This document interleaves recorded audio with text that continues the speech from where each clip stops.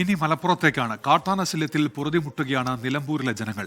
ജനവാസ മേഖലയിൽ ഇറങ്ങുന്ന കാട്ടാനക്കൂട്ടം ഏക്കർ കണക്കിന് കൃഷിയാണ് അവിടെ നശിപ്പിക്കുന്നത്. നാട്ടിലിറങ്ങുന്ന ആനകളെ കാടുകയറ്റാൻ വനംവകുപ്പ് ഇടപെടുന്നില്ല എന്ന പരാതിയാണ് നാട്ടുകാർക്കുള്ളത്. അകമ്പാടം, ഇടിവണ്ണ, ചാലിയാർ മേഖലകളിലാണ് കാട്ടാനയുടെ ആക്രമണം രൂക്ഷമായിട്ടുള്ളത്.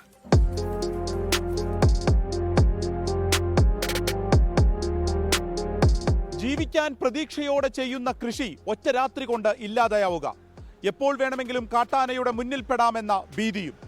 ഇതിനൊരു അറുതിയില്ലാത്തത് വലിയ പ്രതിസന്ധി തന്നെയാണ്. ഒരു ജനത ചോദിക്കുകയാണ്, ഞങ്ങൾ എന്ത് തെറ്റാണ് ചെയ്തത്? ആനകൾ ജനവാസ മേഖലകളിലേക്ക് ഇറങ്ങുന്നതും കൃഷി നശിപ്പിക്കുന്നതും പുതിയ കാര്യമല്ലെന്ന് വനം വകുപ്പിനുൾപ്പെടെ തോന്നാം. പക്ഷേ മനുഷ്യർ അനുഭവിക്കുന്ന വേദന ആരോട് പറയും? നിലമ്പൂരിന്റെ കർഷക കുടിയേറ്റ മേഖലയായ അകമ്പാടം, ഇടിവണ്ണ, മൈലാടിപ്പൊട്ടി, മതിൽമൂല തുടങ്ങിയ പ്രദേശങ്ങളാണ് ഗുരുതര പ്രതിസന്ധി നേരിടുന്നത്.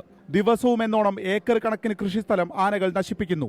തെങ്ങും വാഴയും കവുങ്ങും കുത്തിമറച്ചിടുകയാണ്. പരിഹാരം ഉണ്ടാകുന്നില്ല. ഏകദേശം ഒരു 19 വാഴന്റെ മേലെ പോയിട്ടുണ്ട്.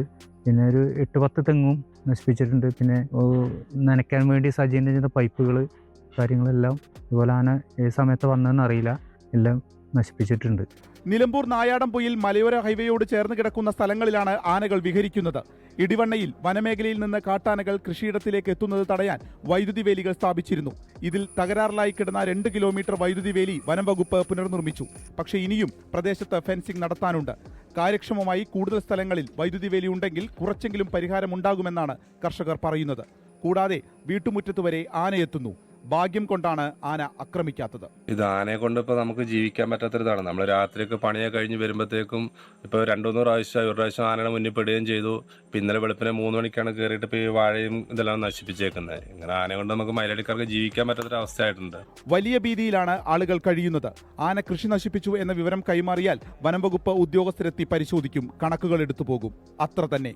അവയെ വനാതിർത്തിയിലേക്ക് RRT സംഘം തുരത്തിയാലും വൈകുന്നേരത്തോടെ ആന കൂട്ടത്തോടെ തിരിച്ചു വരുന്ന അവസ്ഥയാണുള്ളത്.